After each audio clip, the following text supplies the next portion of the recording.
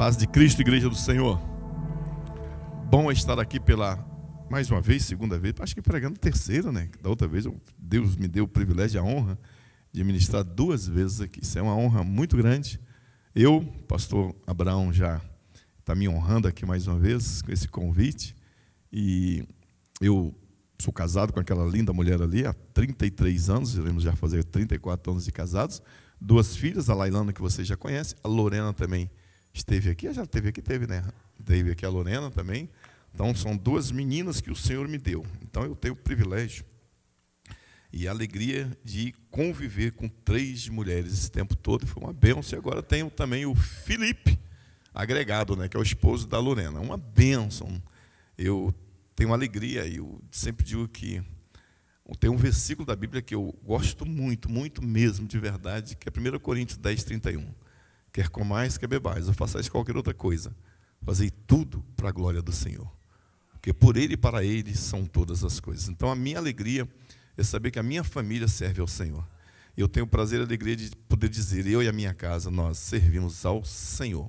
Então, é uma alegria muito grande, esse é o maior presente que Deus me deu. Então, nós temos aí trabalhado nessa área de família, ministrado sobre família, em alguns lugares, na igreja lá, e creio que o Senhor tem nos honrado, podendo pregar e viver aquilo que a gente tem pregado. Como sempre digo, não temos uma família perfeita, mas temos uma família feliz.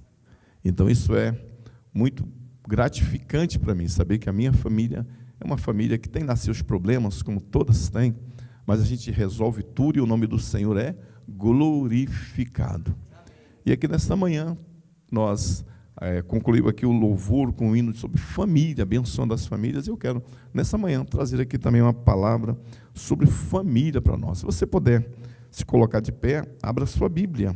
Texto, um versículo pequeno, que é Gênesis 2,15, bem pequenininho. A gente quer usar esse texto aí como base aí da palavra, ver o que Deus tem para falar para as nossas famílias. O texto da mensagem é famílias vencedoras. Todo mundo quer vencer, ninguém quer perder. Todo mundo quer vencer. E por isso, é muito importante quando a nossa vitória começa na nossa família, porque qualquer outra vitória que a família não faz parte não vale a pena, porque nenhum sucesso justifica ou compensa o fracasso de uma família.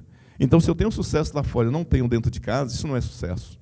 Isso é um engano, isso é uma mentira do inimigo. Então, nenhum sucesso justifica ou compensa o fracasso de uma família. Antes de ser um vencedor lá fora, eu preciso ser um vencedor dentro de casa. Antes de ser o herói para as pessoas do meu emprego, da minha faculdade, da rua, ou da igreja, eu preciso ser esse herói em casa. Então, isso é muito importante e muito fundamental. Diz assim o texto para nós, bem pequenininho. Tomou, pois, o Senhor Deus ao homem e o colocou no jardim do Éden para o cultivar e o guardar.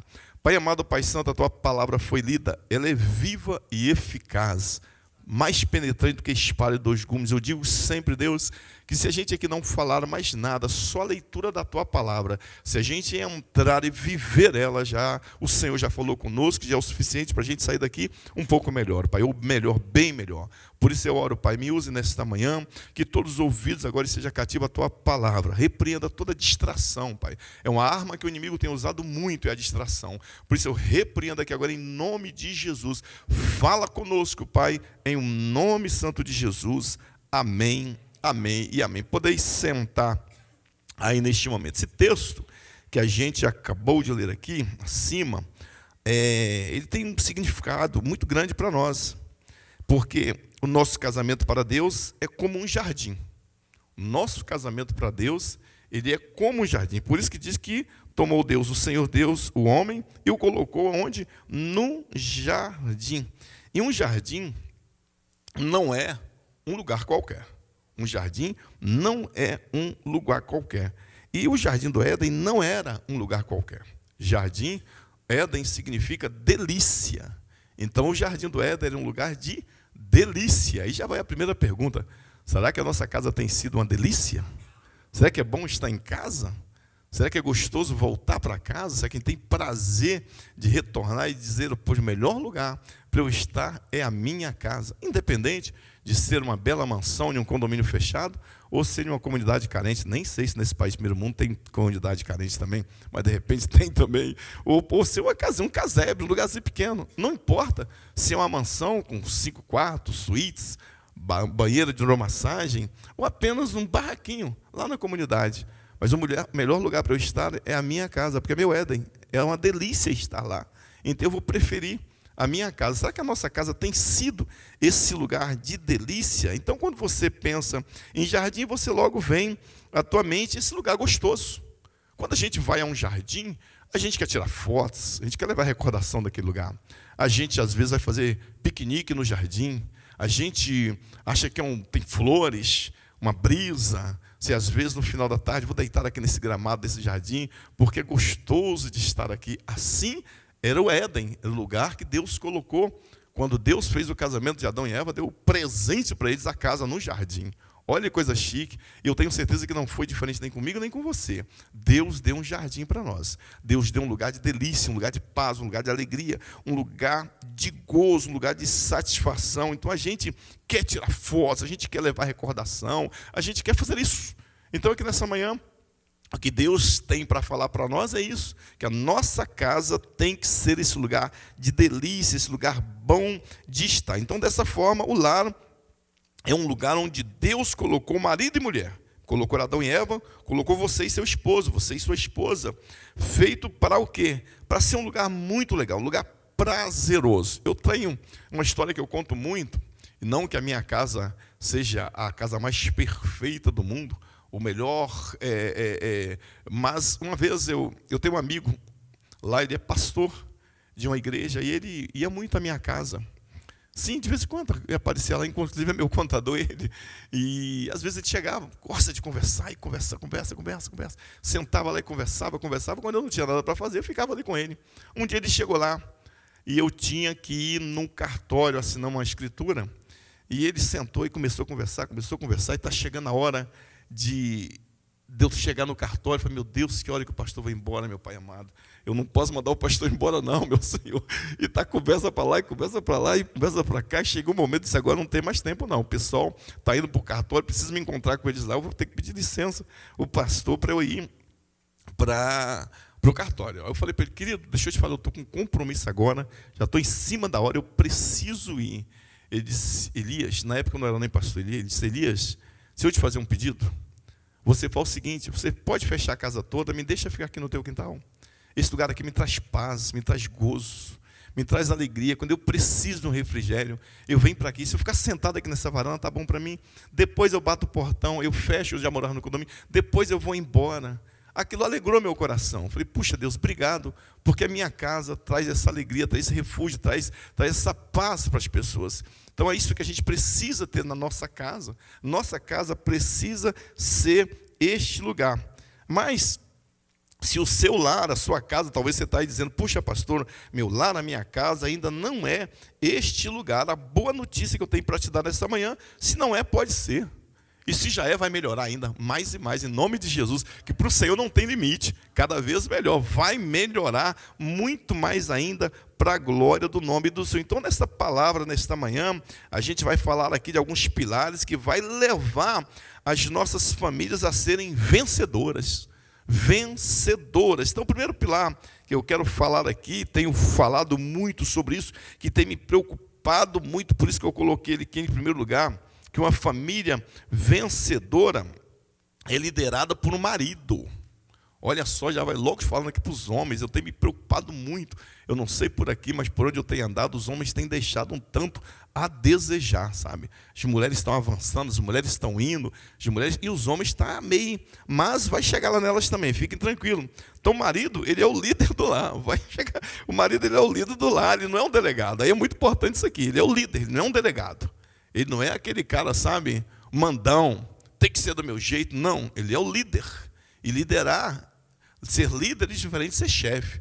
Quem lidera tem amigos, tem colaboradores, sabe? Já aquele cara que é aquele chefão, aquele delegado, ele tem pessoas que cumprem suas ordens, porque se não cumprir, o bicho vai pegar. E não pode ser por aí de jeito nenhum. Na nossa casa não pode ser desse jeito. Então a tarefa do marido é ir à frente, é conquistar o coração de seus liderados. Conquistar o coração de seus liderados, como eu disse, não é o delegado, ele não é o chefe, ele é o cara que conquistou o coração dos liderados, e todos aqueles que são liderados por ele têm prazer e alegria em estar ali, em servir, em ajudar, em colaborar, em contribuir, porque ninguém faz nada sozinho. O cara pode ser o melhor líder do mundo, se ele não tiver colaboradores, ele não vai chegar a lugar nenhum. E na família não é diferente. É uma família vencedora, não é um cara vencedor, não é um marido vencedor, não é uma esposa vencedora, não é o filho vencedor, é a família vencedora. Não vale a pena, não vai ter significado algum. Eu sou vencedor, mas minha esposa, coitadinha dela. Aí eu sou um vencedor, mas meus filhos, meu Deus, que coisa, sabe? Então isso não vai fazer o menor sentido, isso não vai ter nenhuma graça. Então a graça é quando a família, ela é vencedora. Então cabe ao marido conquistar o coração da sua esposa e de seus filhos. A esposa, ela não é um objeto, uma propriedade sua, e a esposa não é.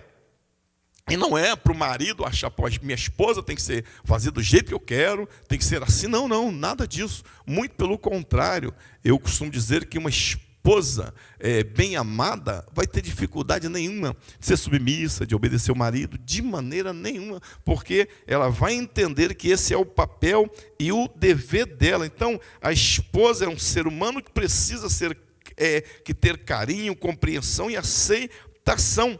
A liderança do lar é o principal aspecto de uma família vencedora, mas muitos maridos, eles não entendem isso de jeito nenhum. Eles não conseguem entender esse fator tão importante. Às vezes, tem alguns maridos com infantilidade. Eles dizem aqui, olha, quem grita aqui sou eu, quem manda aqui sou eu, o chefe, eu sou o chefe aqui, tem que ser do meu jeito. Isso não vai levar esse pilar, ele vai estar com problemas. Ele vai estar com problemas. Então, às vezes, existe isso. Às vezes, o pilar ele é para sustentação. Mas se o pilar, lá no prédio mesmo, onde a igreja, um ano atrás, mais ou menos, como a igreja é bem em frente à praia, deu maresia e a gente percebeu que aquele pilar, ele já estava, o próprio concreto estava estourando e tinha uma ferragem lá dentro que ela estava já enferrujando, estava dando ferrugem nela. Então, aquele pilar estava com problemas. E o que a gente tem que fazer? Restaurar aquele pilar para que o prédio tivesse uma sustentabilidade de confiança. Muitas das vezes tem alguns maridos que esse pilar, mas não está tendo essa sustentabilidade. Por quê? Porque está deixando a corrupção, sabe, do mundo entrar, e ele vai sendo aquele marido que não é o marido padrão Bíblia. O marido padrão Bíblia vai dar sustentabilidade para a sua casa. Coisa boa. Eu até conto uma história nesta questão de marido, aconteceu até com Lailana. Aqui, alguns, sei lá, se eu não me engano, há talvez uns 8 anos atrás, talvez 10 anos atrás, a gente estava, acho que em Orlando, e ela comprou lá, não sei se foi uma bota, numa loja lá, e, conclusão, esqueceram de tirar o lacre lá, que é de segurança. E quando chegou no hotel, ela disse, não tiraram não, eu tenho que levar lá para a moça tirar. E quando ela levou, a gente entrou no shopping, ela foi lá na loja. Quando eu olhei, a gente estava num grupo de uns 15 mais ou menos. E praticamente quem zero de inglês sou eu. Zero de inglês sou eu. E eu naquele grupo de 15 lá, a maioria, praticamente todos, falam inglês. E quando ela chegou com a bota lá, a moça tomou a bota dela, ela ainda muito jovenzinha, talvez tinha uns 16 anos, tomou a bota dela, colocou lá no balcão, e ela, quando eu olhei no meio do shopping, ela vinha chorando. Ela vinha e disse, pai, a moça tomou a bota de mim e falou que não vai me devolver. Aí eu disse para ela, vamos lá ver esse negócio. Mas o que eu quero trazer para vocês? Ela foi em mim. Ela tinha primo, prima, outras pessoas que falavam inglês ali. Imagine como ela vem em mim e diz, quem vai resolver o problema é o meu pai. Mesmo sem falar inglês, ele vai resolver o problema. O que é isso? É a confiança do teu filho em você. Quem é? É o meu pai, não é o fulano, o Rudinei, a Camila, não é quem fala inglês. O problema agora é que quem é o meu suporte, a minha segurança, quem é meu pilar? Meu pai. Não importa se ele fala ou não inglês. E é interessante, quando eu cheguei na loja, eu olhei, me lembro até hoje, que a moça tinha colocado a bolsa, assim, a bota num balcão, e eu parei na frente do balcão, falei para ela, você vai repetir tudo que eu vou falar para você aqui agora. Aí eu falei, repete para ela aí agora. Antes dela repetir, a moça já tinha pegado a bota, tinha lá tirado o letra e entregado na mão dela. Por quê? Porque o pai, ele é o pilar que vai dar confiança. Não precisa ser rico, não precisa ser bonito, não precisa ser culto, cheio de falar inglês, não precisa. Simplesmente a autoridade foi delegada por Deus para você, marido. Não foi o presidente que te deu, não foi a faculdade que te deu essa autoridade, não. Por isso que a gente precisa entender isso à luz da Bíblia. Então aqui ninguém está dizendo, o cara tem que mandar, porque não, é porque é cultura brasileira ou cultura americana. Não, isso é uma cultura celestial. Isso é a cultura do céu para a tua casa e para a tua vida. Independente se seus filhos, de repente, pode fazer uma faculdade, um pós-graduação, ou a tua esposa, mas quem vai liderar, e essa liderança dada por Deus, é você. E a gente precisa assumir isso, porque a nossa casa vai ter a bênção do Senhor, e ela vai ser um lugar de delícia, que é o mais importante. Às vezes, de uma maneira infantil, como eu disse, os maridos gritam, falam, mas não vai chegar a lugar nenhum. Mas o que temos visto com frequência é a terceirização dessa tarefa. Que temos visto com certeza na vida de muitos homens, como eu disse aqui, é a terceirização dessa tarefa. Então, quem educa minha filha, nossos filhos, não é o professor, não é o pastor, não é o melhor amigo, não. A missão é nossa. Eu até brinco que hoje, eu não sei se por aqui está, mas no Brasil está com muito, eu não sei se virou moda. E tenho certeza, não cheguei lá, mas vai ser bem legal, bem gostoso também, acredito, ser vô, sabe? Então, às vezes eu fico, meu Deus, o pessoal está passando a missão do pai para os avós. Por conta dessa questão hoje, todo mundo trabalhando, coisa e tal, então é o avô que está lá. Não, querido, deixa eu te falar uma coisa, eu tenho que ter o prazer e a alegria. Não sei andar de skate, não sei andar de patins, não sei andar nada disso. Mas Lailane e Lorena sabe, quem ensinou fui eu. Então não tem esse negócio que vai ensinar minha filha a andar de bicicleta, é o tio, o avô. Não, quem vai andar vai ser, eu vou lá ensinar tudo lá. E graças a Deus elas têm. A gente brincou, a gente fez tudo, então isso é importante. Quem leu a Bíblia, quem ensinou a Bíblia para ela, que é o mais importante, foi eu. Às vezes na igreja eu pego foto delas, bebezinha, e projeto lá. Elas do meu lado, eu na cama sentado, e elas estão lá, eu lendo a Bíblia para elas. Por isso hoje são apaixonadas pelo Senhor.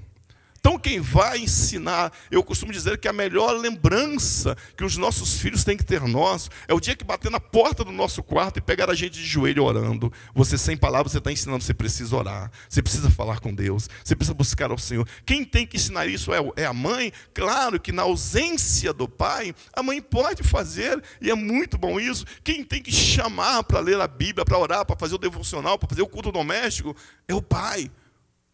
Crianças, esposa, um momento com Deus agora, vem para cá. Então esse é um pilar importantíssimo para a nossa casa, está firmada na rocha, que é o Senhor. Então não podemos terceirizar essa tarefa de jeito nenhum. Não podemos deixar por conta da esposa, dos avós, dos pastores, dos professores. Quer ver uma coisa muito importante? Tenho certeza que vocês, aqui é uma igreja de Bíblia, todo mundo sabe aqui, quem foi que comeu primeiro a fruta lá no Éden? Quem comeu? Eva, perfeito. Eva comeu. A pergunta que eu faço para vocês, quando Eva comeu, aconteceu alguma coisa na natureza ou no mundo? Não. Tudo continuou normal. Tudo continuou normal. Aí quando Adão chega, ele dá para Eva, e Eva come aquele fruto, e Adão come, o que aconteceu? A casa caiu. Percebeu a nudez, se escondeu. Aí, o mais importante para você, maridão, quando Deus passava todo final de tarde para dar esse cara era privilegiado demais, imagina toda tarde ter uma conversa, um papo com Deus, era chique demais aquele negócio, né?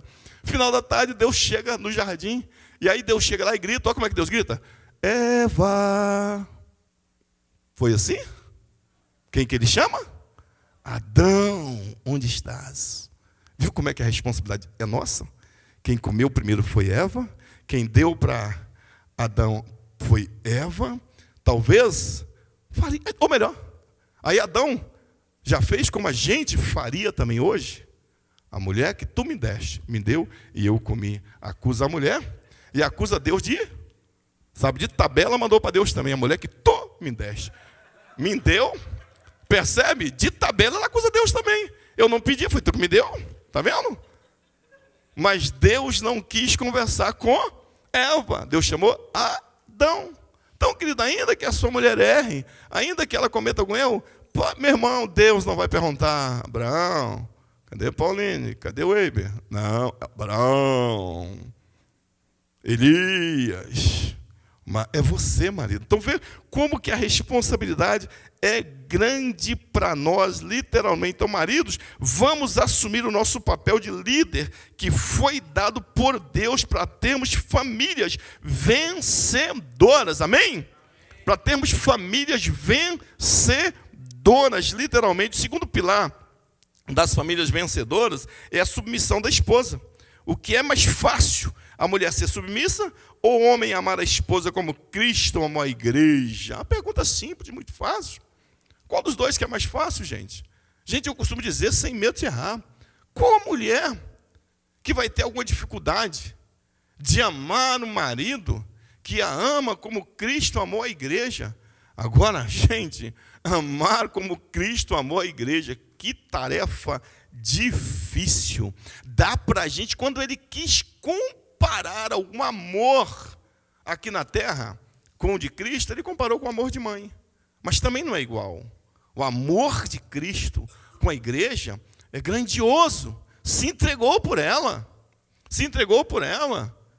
Irmão, sabe o que é esse negócio? É você estar em um lugar, vamos imaginar que você está em um ambiente, chega um bandido lá, ou melhor, entra um bandido na tua casa e quer matar alguém, de repente vai matar a tua esposa. Diz, não, mate a mim, ela não. Se entregou. Rapaz, será que dá para a gente fazer isso? Maridão, um negócio que é difícil para nós. Agora eu imagino qual é a esposa que vê o marido dizendo, puxa, esse cara, meu irmão, tudo ele faz por mim. Até a própria vida dele, ele deu por mim. Que dificuldade que essa mulher vai ser de ser submissa? Nenhuma. Porque essa submissão é em amor. Em amor. Ele vai estar sempre querendo o melhor para ela. Ele vai estar amando. Vai ter carinho. Vai ter compreensão. Vai ter aceitação. Então não vai ter nenhuma dificuldade para essa mulher ser submissa. Então a submissão é um pilar também importantíssimo. É o segundo pilar que a gente fala aqui. Então é bem claro, Efésios 5, 25 diz, mas maridos, amai vossas mulheres como Cristo amou a igreja e a si mesmo se entregou por ela. Ser submissa é estar sob uma missão, é apoiar o outro, é dar suporte. Submissão é uma descoberta abençoadora e uma bênção que a esposa pode ter. Poxa, que bênção! A esposa ela está lhe dando suporte. Ela é uma ajudadora. A esposa que ama o seu marido, ela quer ver ele vencedor, conquistando em todas as áreas. Então ela vai estar feliz, alegre. Puxa vida, meu marido é o cara. Puxa, onde ele coloca as mãos, prospera. Você está na empresa, o povo reconhece o trabalho dele. Na igreja é reconhecido.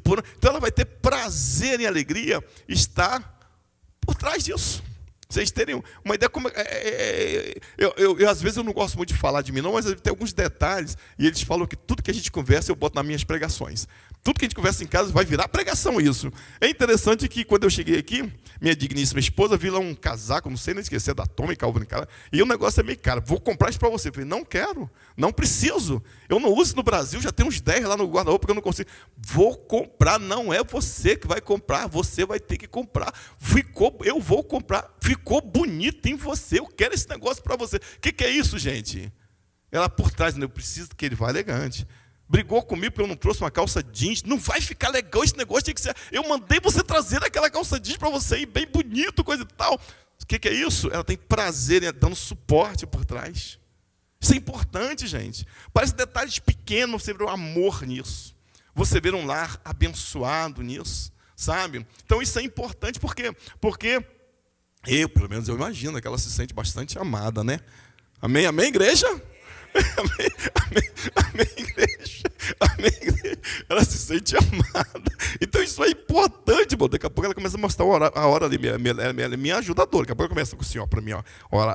Mas, então, isso é, submissão é isso. Para ser submissa, ela precisa descobrir isso lá do fundo do coração, para ter prazer e alegria em ser submissa, pois tem um marido capaz de dar a vida por ela. Esse detalhe, essa questão da submissão, não pode ser descoberto pelas redes sociais. Não pode ser descoberto pela mídia, pela sociedade. Tem que nascer lá do coração dela. Bíblia. Puxa, eu tenho prazer, eu tenho alegria. Isso é bom. Lá no fundo do meu coração, é bom eu ter um marido que vai à frente. Às vezes ela se mete e se machona. Eu falo, meu Deus, na hora que der ruim, ela me grita. É bem assim. É bem assim, gente. Na hora que der errado, aí diz, Elias, o problema é teu. Por quê?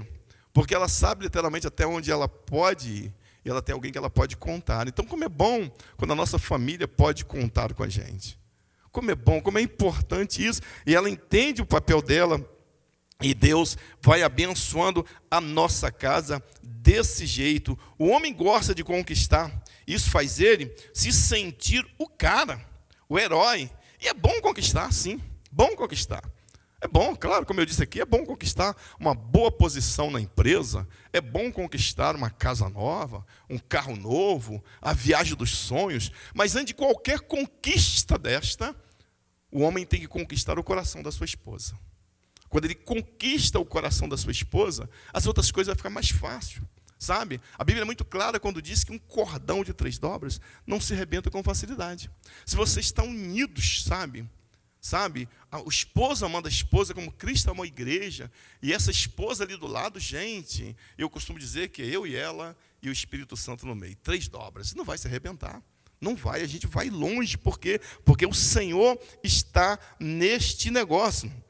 Agora, você marido entende uma coisa muito clara, a Bíblia não manda, isso aqui é muito importante, como diz o pastor Jailton Félix, que vai muito à nossa igreja, redobre a sua atenção, que eu acho muito legal essa escrita aqui.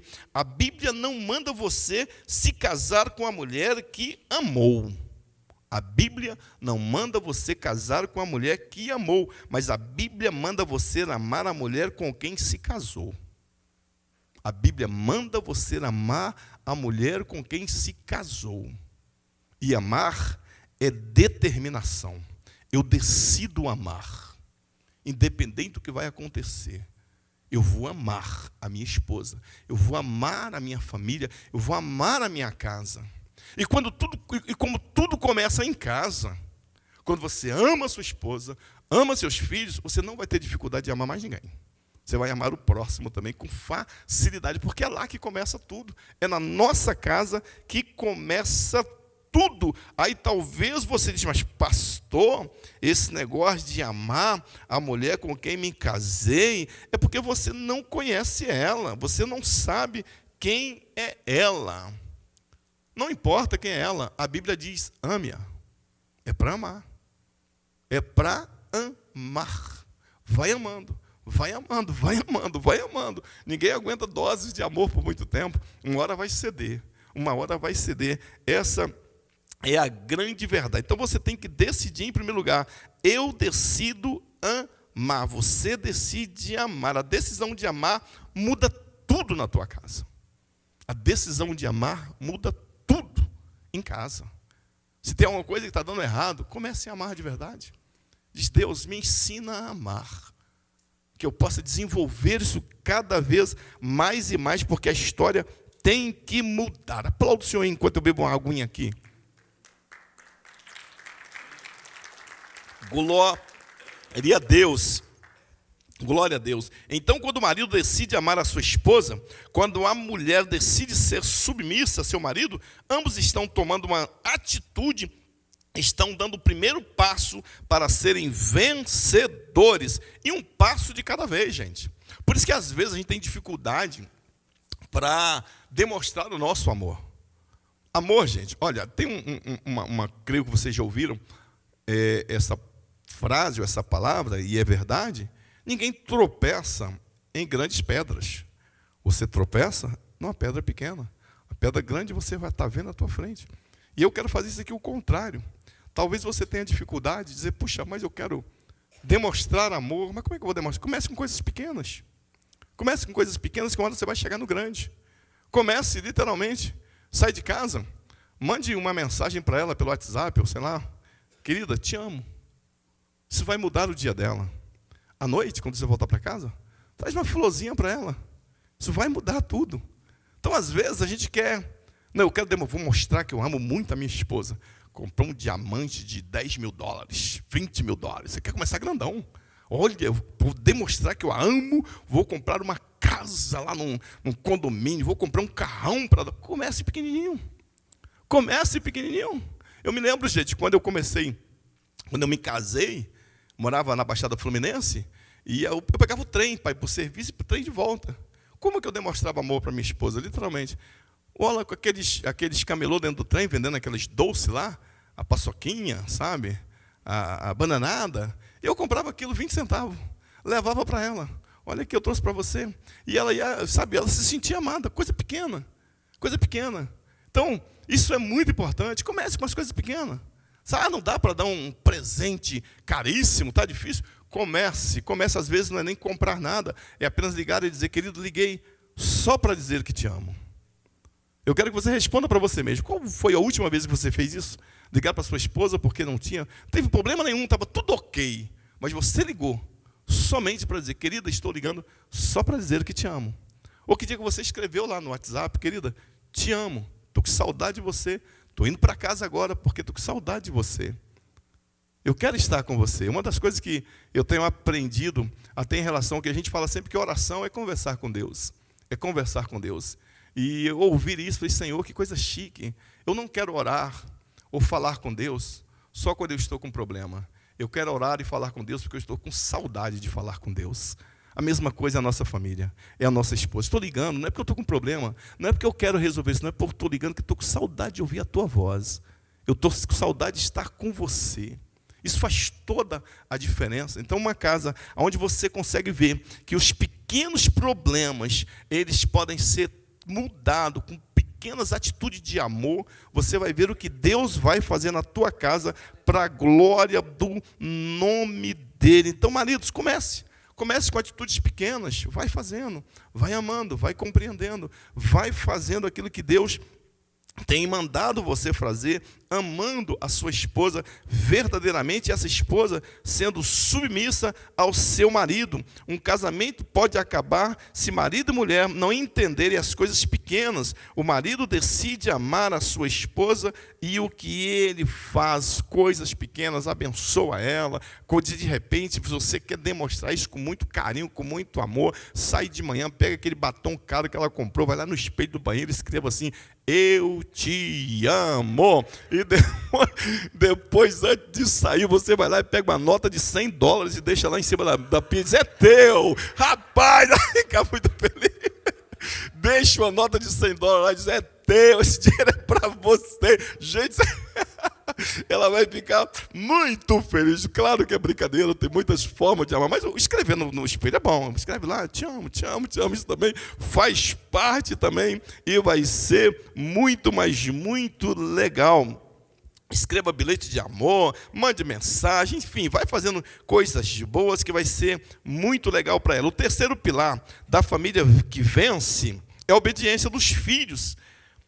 Preste atenção a este ponto. O seu filho precisa conhecer a autoridade. Esse é o principal aspecto da criação de uma criança. É que eu gosto muito de lembrar a todos que, por incrível que pareça, primeiro Deus que o teu filho conhece é você.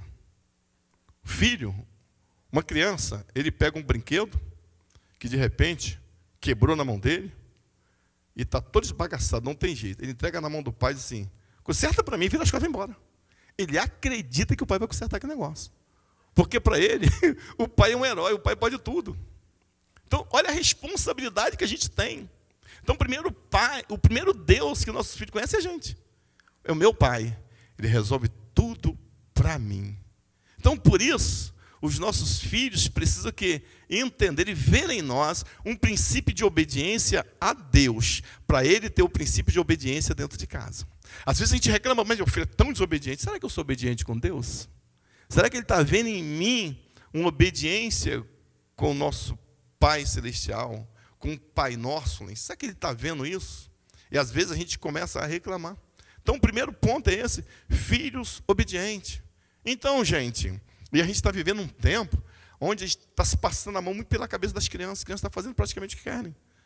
A criança chega aqui e diz, pai, quero sentar ali. Meu Deus, que doideira. Menino, você, pai, aqui na igreja, no restaurante, em qualquer lugar, senta aqui. E pronto. Não tem esse negócio de perguntar, você quer sentar onde, filhinho? Você gosta de quê? Não. Ele não vai aprender o princípio da obediência. Quando ele chegar numa empresa, o chefe, o presidente, sabe, o encarregado, não vai perguntar a ele, não, você quer fazer assim ou assim? Não, não, faz assim. Não fez? Rua. É ou não é verdade? Por isso que a nossa casa ensina tudo. Ele precisa aprender esse princípio de obediência em casa. Filho, senta aqui. Aí eu quero sentar. Fica aqui, filho. Voltar naquele tempo dos mais antigos, que de repente, se você senta aqui, disse, não, um olhar teu, disse, opa, se eu não ficar aqui, vai dar ruim para mim. Vai dar ruim para mim. Então, nossos filhos precisam aprender isso, de princípio de obediência. E a gente sabe que obediência, eu costumo dizer que obediência é o princípio geral da Bíblia, gente. Os mais antigos aqui, que aprenderam a ler com aquela castilinha que tinha ABC, já aprendia a ler com aquilo. Na Bíblia, nós, com o Senhor, é o obedecer. Se a gente não obedecer a palavra de Deus, a gente está dentro da água. E nossos filhos precisam aprender a obediência. O filho precisa conhecer a autoridade. Esse é o principal aspecto da criação de uma criança. Ele precisa conhecer o que é autoridade dentro de casa. Para isso, você precisa conhecer os princípios estabelecidos por Deus na sua palavra. Então, a gente precisa entender em detalhe, gente. Eu costumo dizer que é verdade. Obedecer, obediência e obediente é a pessoa que obedece aquilo que ele discorda. Se eu obedeço o que eu concordo, que graça tem? Eu brinco e digo, por exemplo, quando as Lailane e Lorena aprenderam a dirigir, então, tirou a carteira, então todo mundo, quando logo tira a carteira, aprende a dirigir, quer dirigir, gosta de dirigir. Então, tirou a carteira, noite de inverno, friozinho, sabe? Eu digo, Lailana, vai ali no mercado comprar isso e isso para mim, toma a chave do carro. Ela quer dirigir. Opa, claro que eu vou. Tem interesse. Agora, Lailana, vai no mercado para mim. Está chovendo, não tem carro e você não tem carteira. Vai lá para mim. E aí, dá para obedecer esse negócio? Vai questionar. E às vezes Deus faz isso com a gente. Dá umas tarefas para nós que só a graça do eterno mesmo. Filhos obedientes. Então, ó, eu obedeço. Eu discordo, mas eu vou obedecer. E o princípio da honra está nisso. Eu digo até em relação à Bíblia. Quem falar para mim que concorda 100% com a Bíblia, vou falar, tu é o cara, hein, viu? Porque tem muita coisa na Bíblia que eu falo, Senhor, eu obedeço, mas isso aqui é muita doideira, mas vamos nessa. E o princípio da minha vitória está exatamente nisso. Em olhar e dizer, puxa vida. E, ó, todo mundo aqui, até mesmo na minha pregação aqui, quando nessa palestra aqui, no final dela, alguém vai dizer assim, se fosse eu lá, eu falaria assim, eu faria assim. Então, todos nós, a gente quer fazer um pouquinho diferente. Com a Bíblia, a gente faz assim também. A gente olha, isso aqui, se eu tivesse no lugar de Deus, eu faria desse jeito, eu faria desse jeito. Mas o mais importante para nós é obedecer aquilo que está escrito. O que está escrito, Deus ama a obediência. E nossos filhos precisam entender claramente isso. O quinto pilar do casamento está em o casal colocar o Senhor Jesus como coluna principal de seu casamento. Se a coluna principal ou central não for o Senhor Jesus, tudo que nós falamos aqui está perdido. Não tem função nada, para nada, não adianta nada, não vai funcionar. Agora, colocar Jesus no centro do casamento, um texto lá que é bem claro, que todo mundo conhece, que é João 2, de 1 a 2, quando fala no terceiro dia, olha o que o texto diz para nós. Ó. No terceiro dia, houve um casamento em Caná da Galileia. A mãe de Jesus estava ali. Jesus e os seus discípulos estavam também, Jesus e os seus haviam sido convidados para o casamento. Casamento é festa, não é verdade? Alguém vai para um casamento dizendo, puxa vida, vou me envolver no meio de um problema ali, de uma situação complicada, difícil. Eu vou para aquele casamento. Não, casamento é lugar de festa. Eu aprendo aqui que esses noivos convidaram Jesus para uma festa. É ou não é verdade? O grande problema é que a gente só convida, ou a maioria de nós, a maioria das vezes convida Jesus por problema. Na hora da festa, Jesus fica lá de fora. Na hora da festa, deixa Jesus para lá. Na hora da festa, deixa Jesus. Então, colocar Jesus no centro do teu casamento, no centro da tua família, é convidar Jesus para a festa. É convidar Jesus para a festa. está tudo indo muito bem, que legal, estou ganhando bem, o dinheiro dá para comprar tudo, eu estou crescendo, estou progredindo, está aí uma bênção, meus filhos obedientes, minha esposa maravilhosa, estamos vivendo num verdadeiro paraíso, um lugar de delícia. Jesus, entra aqui, Jesus. Vem para cá, Jesus. Compartilha com a gente da festa, esteja com a gente na festa, eu quero o Senhor na festa. Convida Jesus para a festa. Convida Jesus para a festa. E se alguma coisa nesta festa, você olhar, né? Porque tem alguns lugares que Jesus, opa, vou estar nesse lugar não. Se de repente nessa festa, alguma coisa, você olha assim, poxa, Jesus vai querer estar aqui não, arranca esse negócio. Porque é mais importante a presença dele.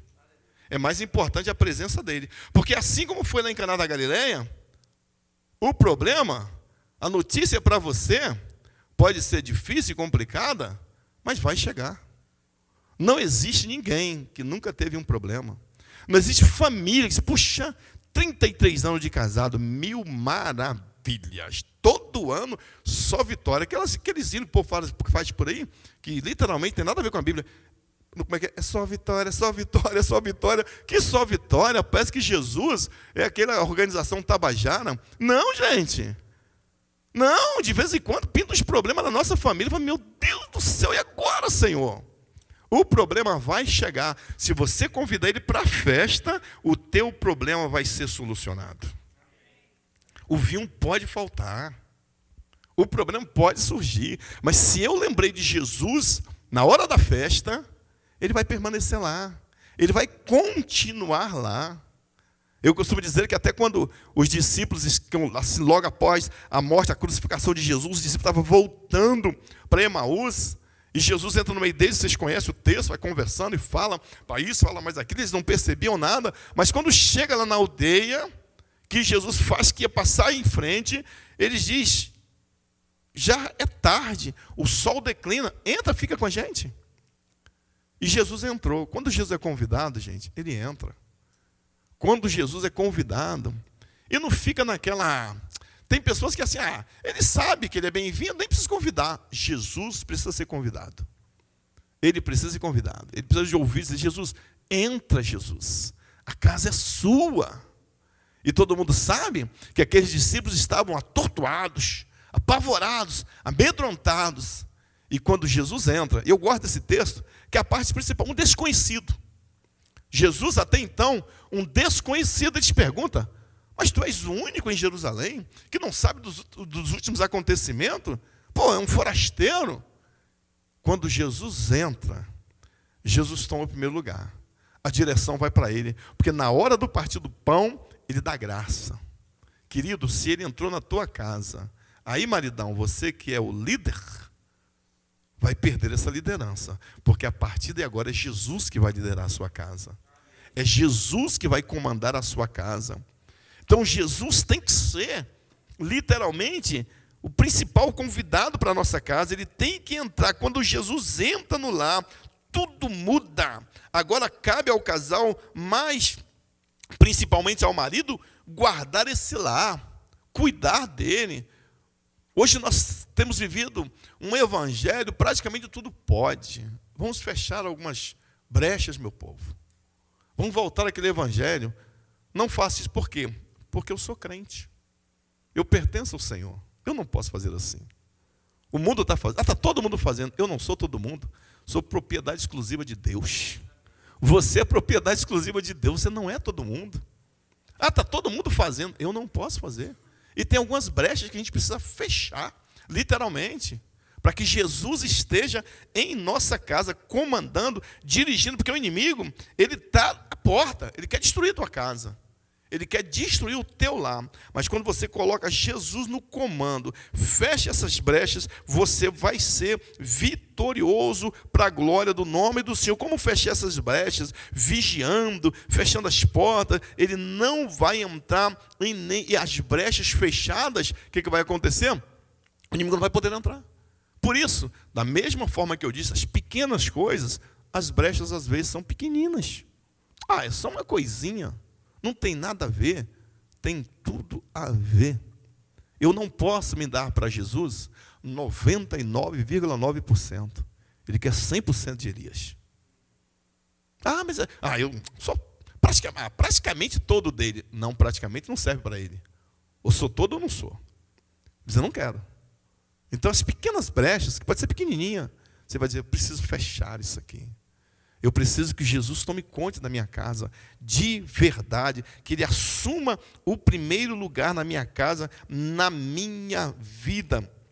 Então, tome muitos cuidados, porque você tem o dever de guardar a sua casa, maridão. Você tem o dever de guardar a sua casa, esposa.